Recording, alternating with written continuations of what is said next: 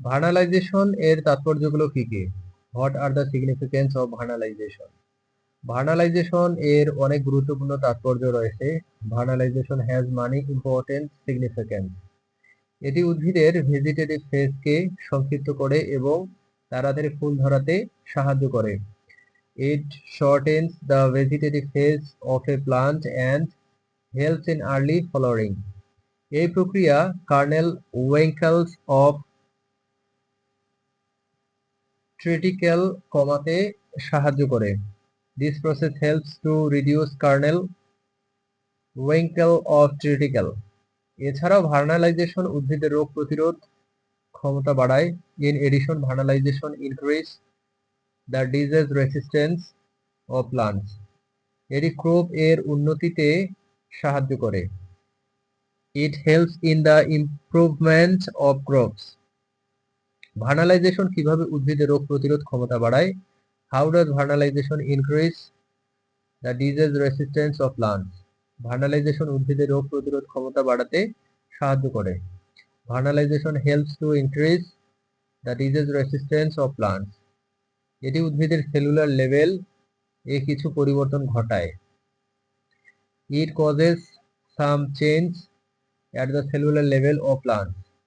এই পরিবর্তনের ফলে প্লান্টস রোগ সৃষ্টিকারী অর্গানিজম এর বিরুদ্ধে আরও শক্তিশালী হয়ে ওঠে।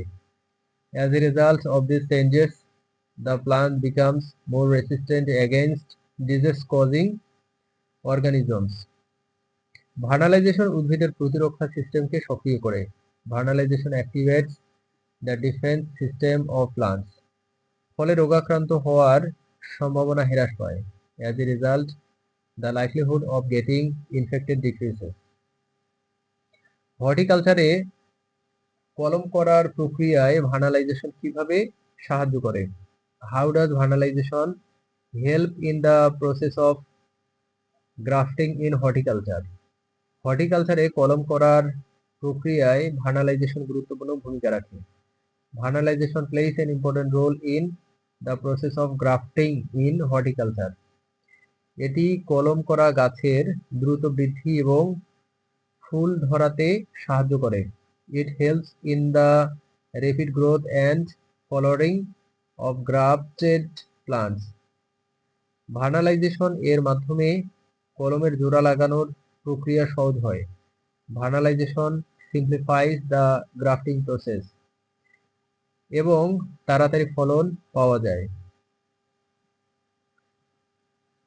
And yields are obtained quickly.